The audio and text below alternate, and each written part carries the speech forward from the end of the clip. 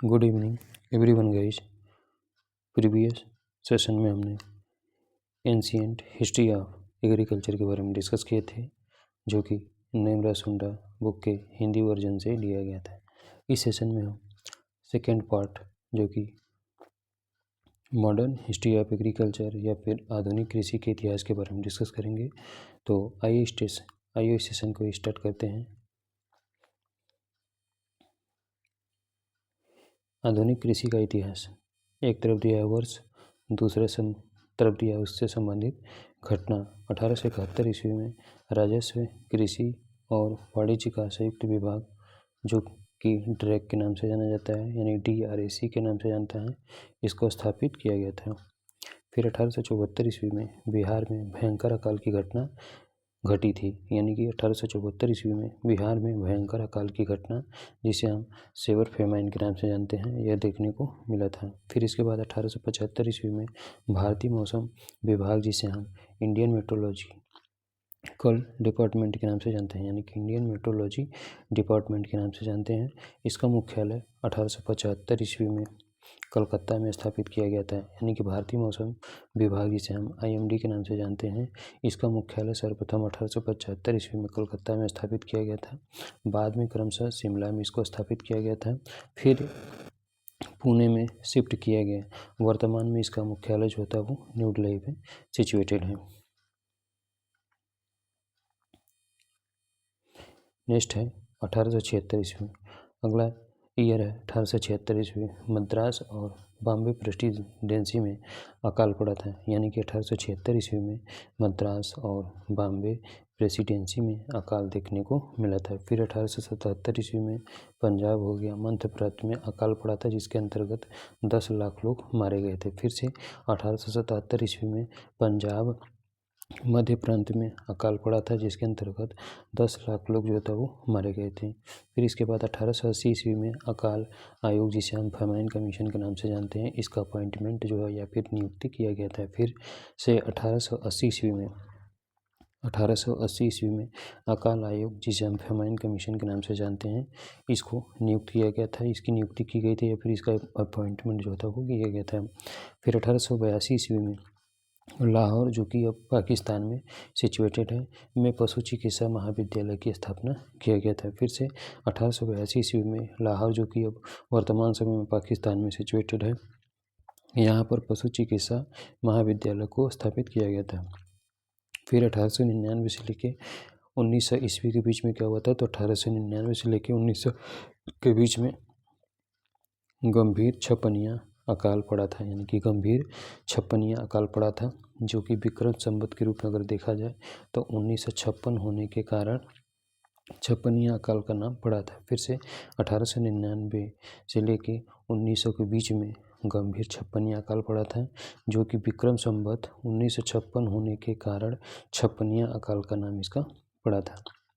1906 ईस्वी में देहरादून में वन अनुसंधान संस्थान, जिसे हम फॉरेस्ट रिसर्च इंस्टीट्यूट के नाम से जानते हैं, इसकी स्थापना किया गया था। फिर 1901 से लेकर 1905 के बीच में क्या हुआ था, तो फिर 1901 से लेकर 1905 के बीच में देश में पहली बार पुणे में, कानपुर में, साबौर में, नागपुर में, लयालपुर एवं कोयम्बटूर में 5 कृषि महाविद्यालय स्थापित किए गए थे। फिर से सन 1901 से लेकर 1905 के बीच में देश में पहली बार पुणे में, कानपुर में, साबौर में, नागपुर में, लयालपुर एवं कोयम्बटूर में 5 कृषि महाविद्यालय स्थापित किए गए थे।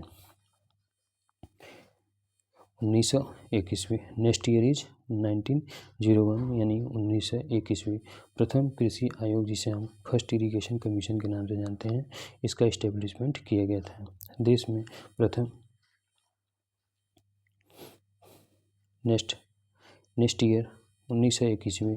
देश में प्रथम कीट वैज्ञानिक, जिसे हम एंटोमोलॉजिस्ट के नाम से जानते हैं, न्यूनेल्डी नाइसवेली को नियुक्त किया गया था। यानी कि फिर से 1901 ईस्वी में फर्स्ट इरिगेशन कमीशन को लागू किया गया था। फिर 1901 ईस्वी में ही प्रथम इंटमोलॉजिस्ट न्यूनेल्डी नाइसवेली को अपॉइंटमेंट किया गया था। फिर 1903 ईस्वी में डेनियल हेमेंटल द्वारा आदर्श ग्राम, जिसे हम ग्रामीण पुनर्निर्माण योजना के नाम से जानते हैं, इसको स्टार्ट किया गया था। फिर से 1903 ईस्वी में डेनियल हेमिल्टन द्वारा आदर्श ग्राम या फिर कोष्टक में ग्रामीण पुनर्निर्माण योजना शुरू किया गया था। फिर 1905 ईस्वी में पूसा बिहार में इंपीरियल 1905 ईस्वी में यानी 1905 ईस्वी में पूसा, जो कि बिहार में सिचुएटेड है, इंपीरियल, जो कि वर्तमान समय में भारतीय हो गया है, कृषि अनुसंधान संस्थान, जिसे हम इंडियन एग्रीकल्चर रिसर्च इंस्टीट्यूट के नाम से जानते हैं, इसकी स्थापना किया गया था। लेकिन 1934 में गंभीर भूकंप एवं बाढ़ आने के बाद इसे 1936 ईस्वी में न्यू दिल्ली में स्थानांतरित कर दिया गया। फिर 1919 ईस्वी में क्या होता है, तो संवैधानिक सुधारों ने कृषि को राज्य का विषय बनाया, यानी कि 1919 ईस्वी में संवैधानिक सुधारों ने कृषि को या फिर एग्रीकल्चर को स्टेट का सब्जेक्ट जो है वो बनाया था। फिर 1920 ईस्वी में क्या हुआ था, तो एफएल ब्रायन द्वारा गुड़गांव प्रोजेक्ट को स्टार्ट किया गया था, यानी कि 1920 ईस्वी में एफएल ब्रायन द्वारा गुड़गांव प्रोजेक्ट को स्टार्ट किया गया था। फिर 1921 ईस्वी में श्री निकेतन प्रोजेक्ट, जो कि रविंद्रनाथ टैगोर के द्वारा स्टार्ट किया गया था। फिर से 1921 ईस्वी में श्री निकेतन प्रोजेक्ट, जो कि रविंद्रनाथ टैगोर के द्वारा स्टार्ट किया गया था। फिर 1921 ईस्वी में स्पेंसर हेच द्वारा मार्थिंडा प्रोजेक्ट को लाया गया था। फिर 1921 में 4 काम हुआ था। फिर पहले नंबर पे श्री निकेतन प्रोजेक्ट जो है वो आर.एन. टैगोर के द्वारा शुरू किया गया था। फिर स्पेंसर हेच के द्वारा मार्थिंडा प्रोजेक्ट को शुरू किया गया था। फिर 1921 ईस्वी में ही महात्मा गांधी द्वारा सेवाग्राम प्रोजेक्ट को शुरू किया गया था। फिर 1921 ईस्वी में ही भारत में पहली फसल कमेटी, जिसे हम भारतीय केंद्रीय कपास समिति के नाम से जानते हैं, इंडियन सेंट्रल कॉटन कमेटी का गठन जो है 1921 ईस्वी में ही किया गया था। 1926 ईस्वी में क्या हुआ था, तो लॉर्ड लिथगोव की अध्यक्षता में कृषि पर रॉयल आयोग, जिसे हम RCA के नाम से जानते हैं, इसकी अपॉइंटमेंट किया गया था। फिर से 1926 ईस्वी में RCA, जिसे हम रॉयल कमीशन ऑन एग्रीकल्चर के नाम से जानते हैं, इसको लॉर्ड लिथगोव की अध्यक्षता में जो है वो अपॉइंटमेंट किया गया था। फिर 1926 ईस्वी में ही IAS UPSC की स्थापना जो है 1926 ईस्वी में ही किया गया था। नेक्स्ट पॉइंट, 1928 ईस्वी में रॉयल कमीशन ऑन एग्रीकल्चर ने अपनी रिपोर्ट प्रस्तुत की, यानी कि 1928 ईस्वी में रॉयल कमीशन ऑन एग्रीकल्चर ने अपनी रिपोर्ट जो है प्रस्तुत की। फिर 1929 ईस्वी में इंपीरियल, जो कि वर्तमान समय में इंडियन हो चुका है, कृषि अनुसंधान परिषद की नई दिल्ली में स्थापना किया गया था। यानी 1929 ईस्वी में, जो कि पहले इसका नाम इंपीरियल था, लेकिन अब आई फॉर इंडियन हो गया है, एक कृषि इंडियन काउंसिल ऑफ एग्रीकल्चर की स्थापना न्यू दिल्ली में कर दिया गया था। 1931 ईस्वी में भारतीय केंद्रीय लाख समिति, जिसे हम इंडियन सेंट्रल लैग कमेटी के नाम से जानते हैं, इसका इस्टेब्लिशमेंट जो है 1931 ईस्वी में हुआ था। 1936 ईस्वी में भारतीय केंद्रीय जूट समिति, यानी कि इंडियन सेंट्रल कॉटन कमेटी जो है 1936 ईस्वी में लाया गया था। फिर 1940 ईस्वी में मासिक पत्रिका, जिसे हम इंडियन फार्मिंग के नाम से जानते हैं, इसकी स्टार्टिंग जो है वो इंपीरियल, जो कि वर्तमान समय में इंडियन हो चुका है, council of agriculture research ICAR नई दिल्ली द्वारा इसकी स्थापना की गई थी। फिर से 1940 ईस्वी में एक मासिक पत्रिका, जो कि मंथली मैगजीन निकलती है, जिसका नाम इंडियन फार्मिंग है, इसकी शुरुआत जो है वो ICAR के द्वारा किया गया था 1940 ईस्वी में। यानी कि मंथली जो मैगजीन थी, जिसे हम इंडियन फार्मिंग के नाम से जानते हैं, इसको ICAR के द्वारा 1940 ईस्वी में स्टार्ट किया गया था। फिर 1942 ईस्वी में खाद्य विभाग बनाया गया था, यानी कि फूड डिपार्टमेंट कब बनाया गया था, तो फूड डिपार्टमेंट जो है 1942 ईस्वी में बनाया गया था। फिर 1942 ईस्वी में अधिक खाद्य उगाओ, यानी कि ग्रो मोर फूड कैंपेन कब लाया गया था, तो ग्रो मोर फूड कैंपेन जो है वो 1942 ईस्वी में ही लाया गया था। फिर 1943 ईस्वी में क्या लाया गया था, तो फिर 1943 ईस्वी में ग्रेट बंगाल अकाल की घटना, जिसे धान की फसल में हेलमिंथोस्पोरिया मुराजी नामक फफूंद द्वारा पत्ती धब्बा रोग के कारण हुआ था। यानी कि 1943 ईस्वी में ग्रेट बंगाल फेमाइन की घटना जो है वो हुई थी, यानी कि 1943 ईस्वी में ग्रेट बंगाल फेमाइन की घटना जो है वो हुई थी। यह इसका काजल ऑर्गेनिज्म क्या था, तो ग्रेट बंगाल फेमाइन, यानी ग्रेट बंगाल फेमाइन की जो काजल ऑर्गेनिज्म था वो हेलमिंथोस्पोरियम ओराइजी था। और इस रोग का नाम क्या था, तो bacterial leaf blight of paddy, यानी कि 1943 ईस्वी में जो बंगाल में ग्रेट बंगाल फेमाइन पड़ा था, यह धान में धान का जो पत्ती धब्बा रोग था, जिसे हम bacterial leaf blight of paddy के नाम से जानते हैं, यह हेलमिंथोस्पोरियम ओराइजी के कारण राइस के क्रॉप में देखने को मिला था। 1944 ईस्वी में भारतीय केंद्रीय गन्ना कमेटी का गठन, यानी कि Indian central sugar cane committee का इस्टेब्लिशमेंट 1944 ईस्वी में हुआ था। फिर से Indian central sugar cane committee का इस्टेब्लिशमेंट 1944 ईस्वी में हुआ था। 1945 ईस्वी में इंडियन सेंट्रल कोकोनट कमेटी का इस्टेब्लिशमेंट हुआ था, यानी 1945 ईस्वी में इंडियन सेंट्रल कोकोनट कमेटी का गठन जो है 1945 ईस्वी में हुआ था। नेक्स्ट फिर 1945 ईस्वी में क्या हुआ था, तो 1945 ईस्वी में जो होता है वो इंडियन सेंट्रल टोबैको कमेटी का गठन जो है 1945 ईस्वी को हुआ था, यानी कि 1945 ईस्वी में ही इंडियन सेंट्रल टोबैको कमेटी का इस्टेब्लिशमेंट 1945 ईस्वी में हुआ था। फिर 1945 ईस्वी में इंडियन विलेज सर्विस, जिसे हम IVS के नाम से जानते हैं, इसका इस्टेब्लिशमेंट A.T. मूसर और B.N. गुप्ता के द्वारा किया गया था, यानी कि 1945 ही ईस्वी में इंडियन विलेज सर्विसेज की स्थापना A.T. मूसर और B.N. गुप्ता के द्वारा किया गया था। फिर 1946 ईस्वी में पादप संरक्षण, जिसे हम प्लांट प्रोटेक्शन के नाम से जानते हैं, जिसे हम DPPQ&S के नाम से जानते हैं, इसका फुल फॉर्म होता है directorate of plant protection, quarantine and storage, जो कि फरीदाबाद हरियाणा में सिचुएटेड है। 1946 ईस्वी में केंद्रीय चावल अनुसंधान संस्थान, जिसे हम सेंट्रल राइस रिसर्च इंस्टीट्यूट के नाम से जानते हैं, यह कहाँ पर सिचुएटेड है, तो कटक उड़ीसा में सिचुएटेड है। अब इसे राष्ट्रीय चावल अनुसंधान संस्थान, जिसे हम नेशनल राइस रिसर्च इंस्टीट्यूट के नाम से जानते हैं, 1947 ईस्वी में मद्रास राज्य का फिरका डेवलपमेंट प्रोग्राम टी प्रकाशन और डी थारूगढ़ द्वारा शुरू किया गया है, यानी कि 1947 ईस्वी में मद्रास स्टेट का, यानी कि 1947 ईस्वी में मद्रास स्टेट का फिरका डेवलपमेंट प्रोग्राम टी प्रकाशन और डी थारूगढ़ द्वारा शुरू किया गया। फिर 1947 ईस्वी में ही Indian central oil seed committee का इस्टेब्लिशमेंट किया गया, यानी कि 1947 ईस्वी में ही Indian central oil seed committee का भी इस्टेब्लिशमेंट किया गया। फिर 1948 ईस्वी में विश्व में शुल्क और व्यापार पर सामान्य समझौता, जिसे हम गेट के नाम से जानते हैं, ठीक, इसका इस्टेब्लिशमेंट 1948 ईस्वी में हुआ है। फिर से 1948 ईस्वी में ही विश्व में शुल्क और व्यापार पर समझौता सामान्य समझौता, जिसे हम GATT के रूप में जानते हैं, इसका इस्टेब्लिशमेंट हुआ था। फिर 1948 ईस्वी में ही अल्बर्ट मेयर द्वारा जिला स्तर पर इटावा पायलट प्रोजेक्ट शुरू किया गया था। फिर से 1948 ईस्वी में ही अल्बर्ट मेयर द्वारा जिला स्तर पर इटावा पायलट प्रोजेक्ट जो है वो शुरू किया गया था। फिर 1952 ईस्वी में 1952 में क्या हुआ था, तो 1952 में CDP का इस्टेब्लिशमेंट जो है वो किया गया था, यानी कि 1952 ईस्वी में कम्युनिटी डेवलपमेंट प्रोग्राम, जिसे हम सामुदायिक विकास कार्यक्रम के नाम से जानते हैं, इसका इस्टेब्लिशमेंट हुआ था। फिर उसके बाद 1935 ईस्वी 1953 ईस्वी में जिसे हम नेशनल एक्सटेंशन सर्विस या फिर राष्ट्रीय विस्तार सेवाएं के नाम से जानते हैं, यह 1953 ईस्वी में इसको इस्टेब्लिश्ड किया गया था। फिर 1956 ईस्वी में कपास, तेल बीज, बाजरा, जिसे हम पिरोकॉम के नाम से जानते हैं, पर गहन क्षेत्रीय अनुसंधान करने के लिए परियोजना तैयार किया गया था। फिर 1956 ईस्वी में कपास हो गया, तेल हो गया, बीज हो गया, बाजरा हो गया, जिसे हम पिरोकॉम के नाम से जानते हैं, पर गहन क्षेत्रीय अनुसंधान करने के लिए परियोजना स्टार्ट किया गया था। फिर 1957 ईस्वी, फिर 1957 में क्या हुआ था, तो 1957 में अखिल भारतीय समन्वित मक्का सुधार परियोजना का इस्टेब्लिशमेंट किया गया था, यानी कि ऑल इंडिया एकरप्स ऑन मेज, यानी एकरप्स ऑन मेज, यानी ऑल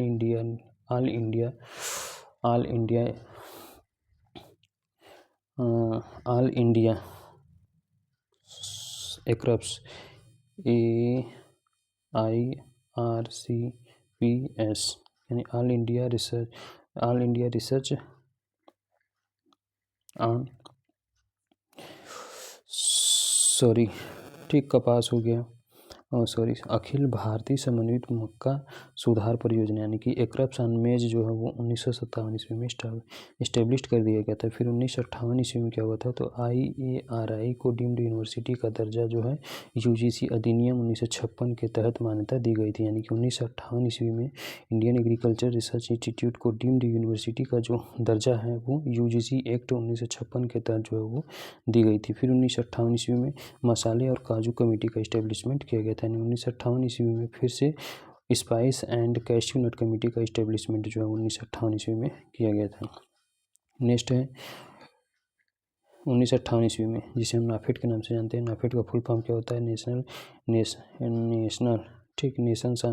नेशनल ऑफ राष्ट्रीय कृषि सहकारी विपणन संघ, यानी कि राष्ट्रीय कृषि सहकारी विपणन संघ, national agricultural cooperative marketing federation of India, जिसका इस्टेब्लिशमेंट 1958 ईस्वी में किया गया था। फिर 1959 ईस्वी में क्या हुआ था, तो 1959 ईस्वी में बलवंत राय मेहता की सिफारिश पर थ्री टायर सिस्टम, जिसे थ्री टायर पंचायती राज सिस्टम, जिसे हम डेमोक्रेटिक डिसेंट्रलाइजेशन के नाम से भी जानते हैं, इसका इस्टेब्लिशमेंट हुआ था, जिसका उद्घाटन राजस्थान के नागौर जिले में 2 अक्टूबर 1959 ईस्वी को JL नेहरू के द्वारा किया गया था।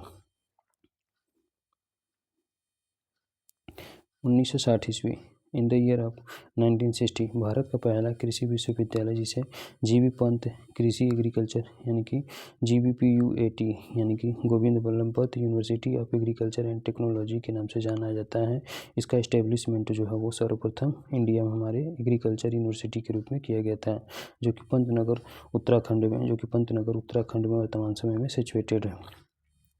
ठीक है, और इसकी स्थापना जो है USA के लैंड ग्रांट सिस्टम की तर्ज पर किया गया था।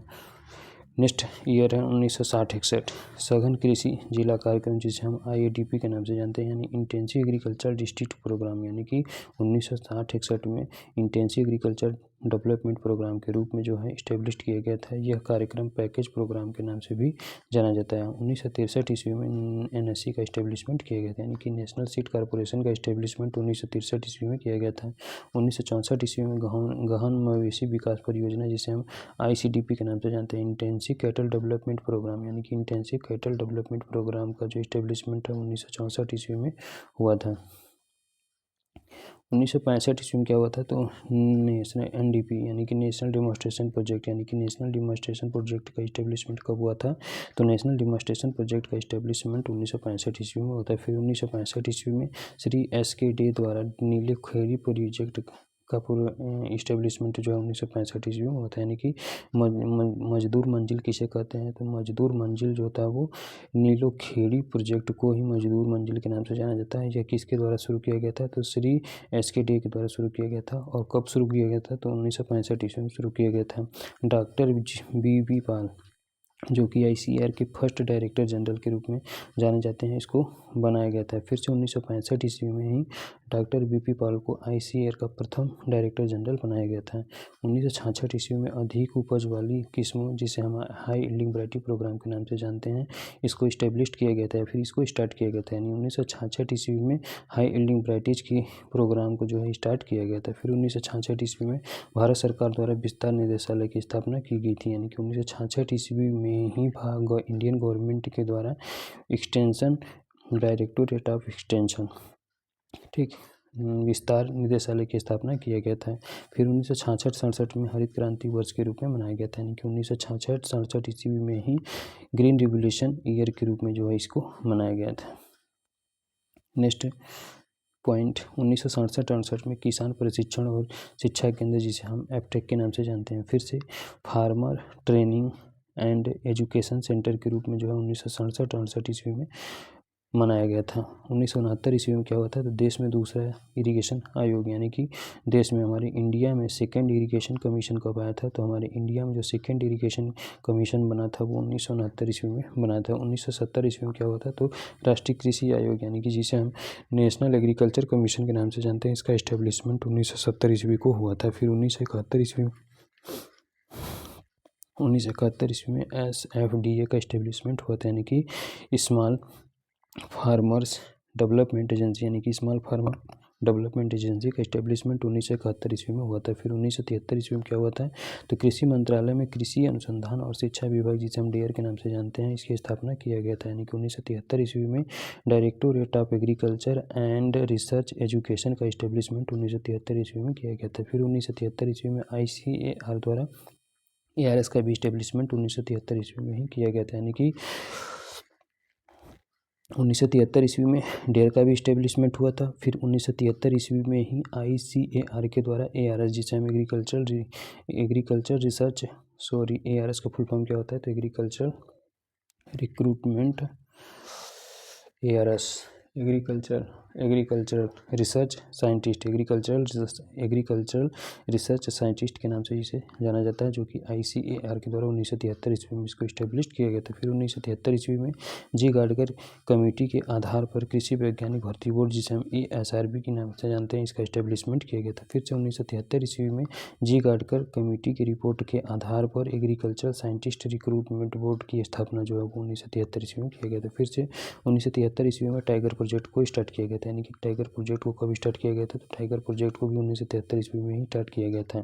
फिर 1973 ईस्वी में मिनीकेट ट्रायल प्रोग्राम को कब स्टार्ट किया गया था, तो मिनीकेट ट्रायल प्रोग्राम को जो है वो 1973 ईस्वी में स्टार्ट किया गया था। फिर 1973-74 में सूखा संभाव्य क्षेत्र कार्यक्रम, जिसे हम DPAP के नाम से जानते हैं, यानी ड्राउट प्रोन एरिया प्रोग्राम को कब स्टार्ट किया गया था, तो ड्राउट प्रोन एरिया प्रोग्राम के रूप में 1973-74 में इसको स्टेब्लिश किया गया था। फिर 1974 में क्या हुआ था, तो 1974 ईस्वी में ट्रेनिंग एंड विजिट सिस्टम, यानी कि 1974 ईस्वी में ट्रेनिंग एंड विजिट सिस्टम को इस्टेब्लिश किया गया था। डेनियल बेनर और इजराइल के बैक्स्टर द्वारा तैयार की गई थी। यानी कि 1974 ईस्वी में 1974 ईस्वी में ट्रेनिंग एंड विजिट सिस्टम को डेनियल बेनोर और इजराइल के बैक्स्टर द्वारा तैयार की गई थी। यह सबसे पहले राजस्थान के नहरी क्षेत्र और मध्य प्रदेश में चंबल नहर क्षेत्र में शुरू हुआ था। यानी कि 1974 ईस्वी में TNV सिस्टम को डेनियल बेनोर और इजराइल के बैक्स्टर द्वारा तैयार किया गया था। यह सबसे पहले राजस्थान के नहरी क्षेत्र और मध्य प्रदेश के चंबल नहर में जो है क्षेत्र में शुरू किया गया था। फिर 1974 ईस्वी में जो है काडा का फुल फॉर्म क्या होता है, तो कमांड एरिया डेवलपमेंट प्रोग्राम होता है, इसका एस्टेब्लिशमेंट 1974 ईस्वी को हुआ था। फिर 1974 ईस्वी में किसका इस्टेब्लिशमेंट हुआ था, तो MNP यानी कि मिनिमम नीड प्रोग्राम, यानी मिनिमम नीड प्रोग्राम का इस्टेब्लिशमेंट कब हुआ था, तो मिनिमम नीड प्रोग्राम का इस्टेब्लिशमेंट जो था वो 1974 ईस्वी में ही हुआ था। फिर 1974 ईस्वी में मोहन सिंह मेहता कमेटी की सिफारिश से कृषि विज्ञान केंद्र, जिसे हम KVK के नाम से जानते हैं, इसकी इस्टेब्लिशमेंट किया गया था। यानी 1974 ईस्वी में मोहन सिंह मेहता कमेटी के सिफारिश पर या फिर रिकमेंडेशन पर कृषि विज्ञान केंद्र के द्वारा कृषि विज्ञान केंद्र की जो है वो इस्टेब्लिशमेंट किया गया था, जो कि तमिलनाडु एग्रीकल्चर यूनिवर्सिटी कोयम्बटूर के अधीन पांडिचेरी में देश का सबसे पहला KVK जो है वो स्थापित किया गया था। 1975 ईस्वी में 20 पॉइंट कार्यक्रम शुरू किया गया था, जिसे हम 20 सूत्री कार्यक्रम के नाम से भी जानते हैं। यानी कि 1975 ईस्वी में 20 सूत्री कार्यक्रम, जिसे हम 20 पॉइंट प्रोग्राम के नाम से जानते हैं, इसका एस्टेब्लिशमेंट किया गया था। फिर 1976 ईस्वी में राष्ट्रीय ग्रामीण रोजगार कार्यक्रम, जिसे हम REP के नाम से जानते हैं, NREP यानी कि नेशनल रोजगार एम्प्लॉयमेंट प्रोग्राम का एस्टेब्लिशमेंट 1976 ईस्वी में किया गया था। फिर 1976 ईस्वी में अंत्योदय योजना का स्टार्ट किया गया था। यानी कि 1976 ईस्वी में फिर से अंत्योदय योजना को स्टार्ट किया गया था। फिर 1976 ईस्वी में राष्ट्रीय कृषि अनुसंधान और प्रबंधन अकादमी, जिसे हम नार्म के नाम से जानते हैं, यानी कि national agriculture and research management की जिसे नाम से जाना जाता है, यह हैदराबाद में सिचुएटेड है। फिर 1976 ईस्वी में अशोक मेहता कमेटी ने 2 स्तरीय पंचायती राज सिस्टम का प्रस्ताव रखा था। यानी कि फिर से 1976 ईस्वी में ही अशोक मेहता कमेटी ने 2 टायर सिस्टम, यानी 2 टायर का जो पंचायती राज सिस्टम था, इसका प्रस्ताव रखा था। फिर 1977-78 में डिजिट डेवलपमेंट प्रोग्राम, जिसे हम DDP के नाम से जानते हैं, यानी डिजिट डेवलपमेंट प्रोग्राम का स्टार्टिंग जो है 1977-78 में किया गया था। फिर से 1978 ईस्वी में इंटीग्रेटेड रूरल डेवलपमेंट प्रोग्राम, यानी कि 1978 ईस्वी में इंटीग्रेटेड रूरल डेवलपमेंट प्रोग्राम का इस्टेब्लिशमेंट किया गया था।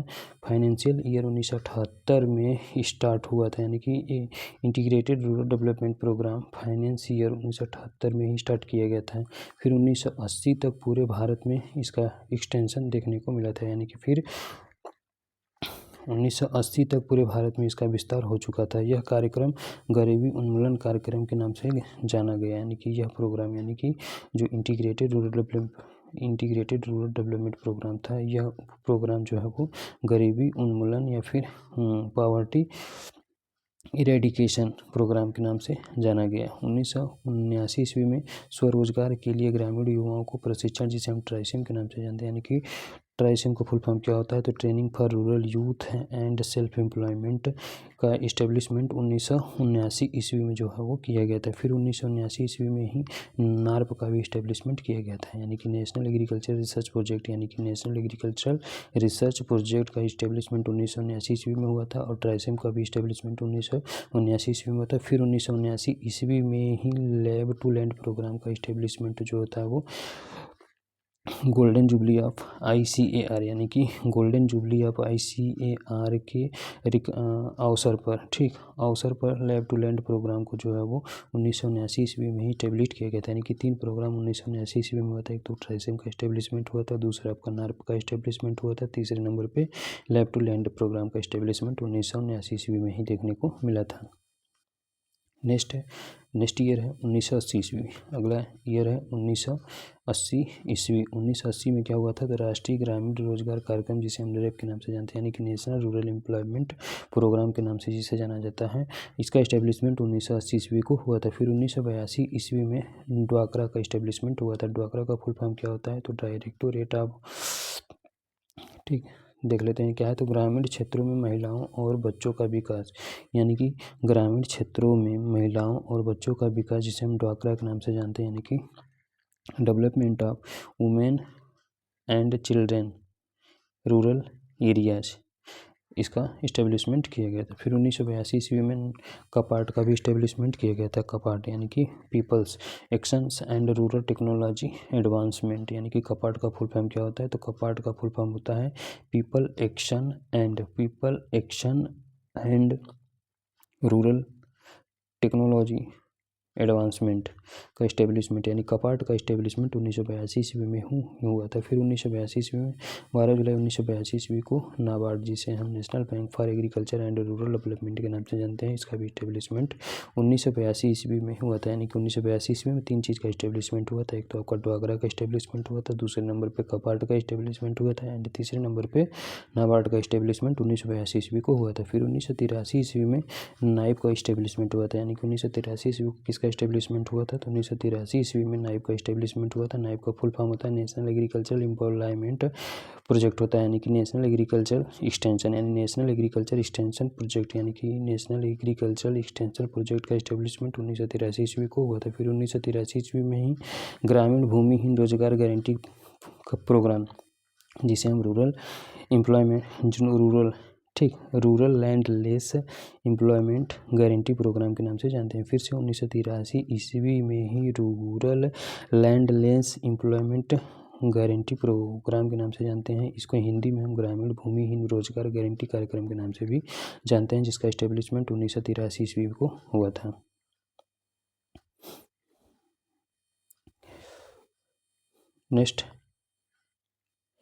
नेक्स्ट ईयर है 1950 ईस्वी। नेक्स्ट ईयर है 1950 ईस्वी में। 1950 ईस्वी में क्या हुआ था, तो 1985 ईस्वी में CIS, यानी कि फसल बीमा योजना, जो बाद में राष्ट्रीय कृषि बीमा योजना के रूप में जाना जाने लगा, जिसका इंग्लिश नेम होता है नेशनल एग्रीकल्चर इंश्योरेंस स्कीम होता है, के नाम से वर्ष 1916 से इसका नाम प्रधानमंत्री फसल बीमा योजना किया गया। यानी कि फिर से देख लेते हैं, तो 1985 ईस्वी में फसल बीमा योजना, जो कि पुराना नाम था, जो बाद में राष्ट्रीय कृषि बीमा योजना, जिसे हम नेशनल एग्रीकल्चर इंश्योरेंस स्कीम के नाम से जानते हैं, अब इसका नाम बदलकर 2016 में प्रधानमंत्री फसल बीमा योजना कर दिया गया। 1986 ईस्वी में क्या हुआ था, तिलहन पर प्रौद्योगिकी मिशन, जिसे हम TMO के नाम से जानते हैं, यानी कि technology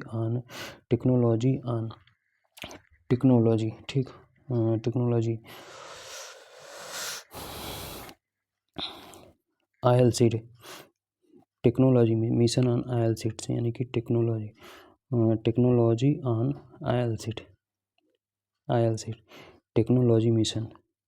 technology mission on ILCITS, जो कि 1986 ईस्वी में इसको इस्टेब्लिश किया गया था। फिर 1986 ईस्वी में रेनफेड क्षेत्रों के लिए राष्ट्रीय जल ग्रहण विकास कार्यक्रम, यानी कि 1986 ईस्वी में ही रेनफेड क्षेत्रों के लिए राष्ट्रीय जल ग्रहण विकास कार्यक्रम को जो है इस्टेब्लिश किया गया था। फिर 1986 ईस्वी में ही राष्ट्रीय कृषि अनुसंधान परियोजना, जिसे हम नार्प के नाम से जानते हैं, इसका चरण 2 या फिर स्टेप नंबर 2 या फिर स्टेज नंबर 2 को जो है इस्टेब्लिश किया गया था। यानी कि 1986 ईस्वी में ही नार्प का जो स्टेज 2 था उसको यहाँ लाया गया था। फिर 1988 ईस्वी में SFPP का फुल फॉर्म क्या होता है, तो स्पेशल फूड प्रोडक्शन प्रोग्राम, यानी कि 1988 ईस्वी में क्या हुआ था, तो 1988 ईस्वी में स्पेशल फूड प्रोडक्शन प्रोग्राम को जो है वो इस्टेब्लिश किया गया था।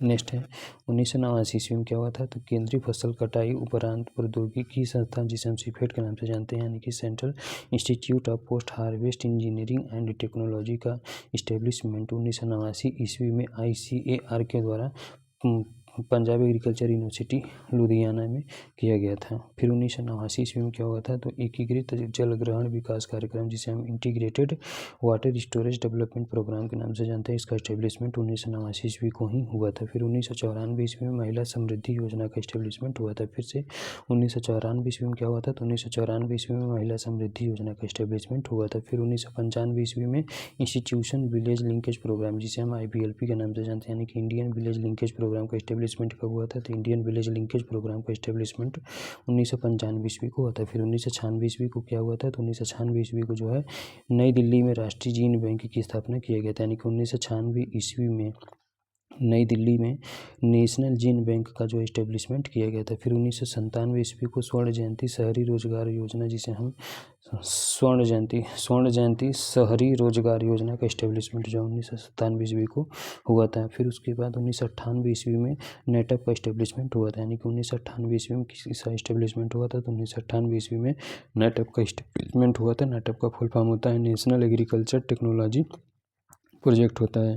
फिर 1998 ईस्वी में ही किसान क्रेडिट कार्ड योजना का इस्टेब्लिशमेंट हुआ था। फिर 1998 ईस्वी में किसका इस्टेब्लिशमेंट हुआ था, तो 1998 ईस्वी में किसान क्रेडिट कार्ड योजना का इस्टेब्लिशमेंट हुआ था।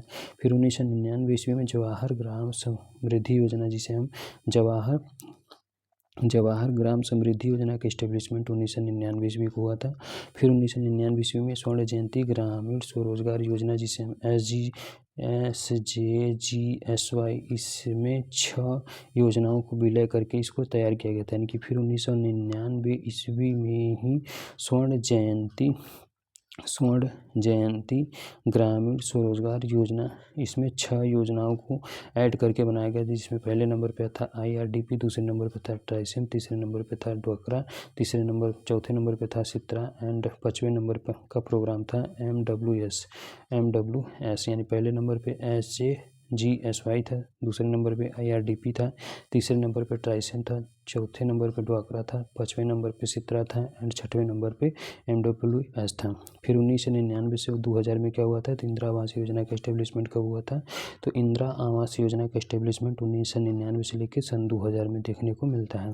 फिर अभी 1999 में राष्ट्रीय कृषि बीमा योजना, जिसे हम नेशनल एग्रीकल्चर इंश्योरेंस स्कीम के नाम से जानते हैं, इसका इस्टेब्लिशमेंट अभी 1999 ईस्वी को हुआ था। फिर सन 2000 में क्या हुआ था, तो अंत्योदय, यानी कि सन 2000 में फिर क्या हुआ था, तो सन 2000 में अंत्योदय अन्न योजना का इस्टेब्लिशमेंट सन 2000 में ही देखने को मिलता है। फिर सन 2000 में ही प्रधानमंत्री ग्राम सड़क योजना का इस्टेब्लिशमेंट हुआ था। यानी कि सन 2000 में ही फिर किसका इस्टेब्लिशमेंट हुआ था, तो सन 2000 में ही प्रधानमंत्री ग्राम सड़क योजना का इस्टेब्लिशमेंट हुआ था। एंड अप्रैल 2004 में क्या हुआ था, तो तिलहन दलहन आयल पाम और मक्का, जिसे हम आइसोपाम के नाम से जानते हैं, फसलों की एक एकीकृत केंद्र परियोजना स्कीम 2004 में ही स्टार्ट किया गया था। फिर से अप्रैल 2004 में क्या हुआ था, तो अप्रैल 2004 में तिलहन दलहन आयल पाम और मक्का, जिसे हम आइसोपाम के नाम से जानते हैं, इन सभी फसलों की एक एकीकृत केंद्र प्रायोजित स्कीम जो कि 2004 में ही स्टार्ट किया गया था।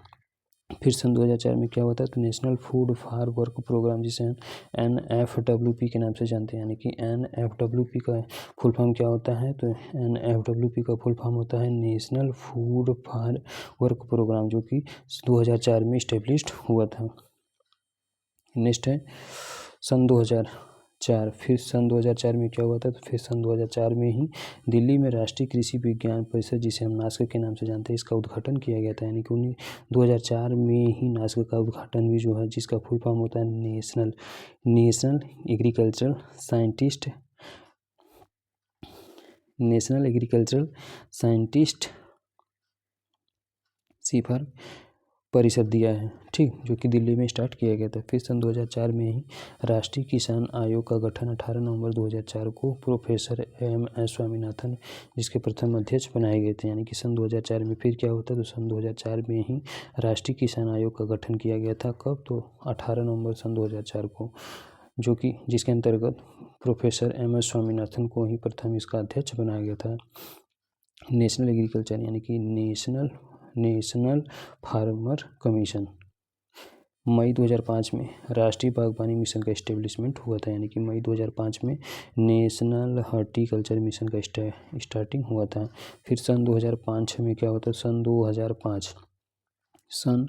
2005 और 6 में भारत में निर्माण योजना। यानी कि सन 2005-6 में क्या हुआ था, सन 2005-6 में भारत निर्माण योजना, सिंचाई, सड़कों, जिसके अंतर्गत प्रधानमंत्री ग्राम सड़क योजना आता है। यानी कि सन 2005-6 के अंतर्गत भारत निर्माण योजना, जिसके अंतर्गत सिंचाई, सड़कों, कोष्टक में प्रधानमंत्री ग्राम सड़क योजना, आवास, जिसके अंतर्गत आपका इंदिरा आवास योजना, जल आपूर्ति और बिजली की आपूर्ति सहित ग्रामीण बुनियादी ढांचे को बनाने और बढ़ाने के लिए एक भारतीय व्यापार योजना है। फिर से 2005-6 में क्या हुआ था, तो भारत निर्माण योजना, सिंचाई, सड़कों, जिस सड़कों के अंतर्गत प्रधानमंत्री ग्राम सड़क योजना, आवास के अंतर्गत आपका इंदिरा आवास योजना, जल आपूर्ति और बिजली की आपूर्ति सहित ग्रामीण बुनियादी ढांचे को बनाने और बढ़ाने के लिए एक भारतीय व्यापार योजना है। सन 2006-7 में क्या हुआ था, तो राष्ट्रीय बांस मिशन को स्टार्ट किया गया था। यानी कि सन 2006-7 में क्या हुआ था, सन 2006-7 के अंतर्गत जो है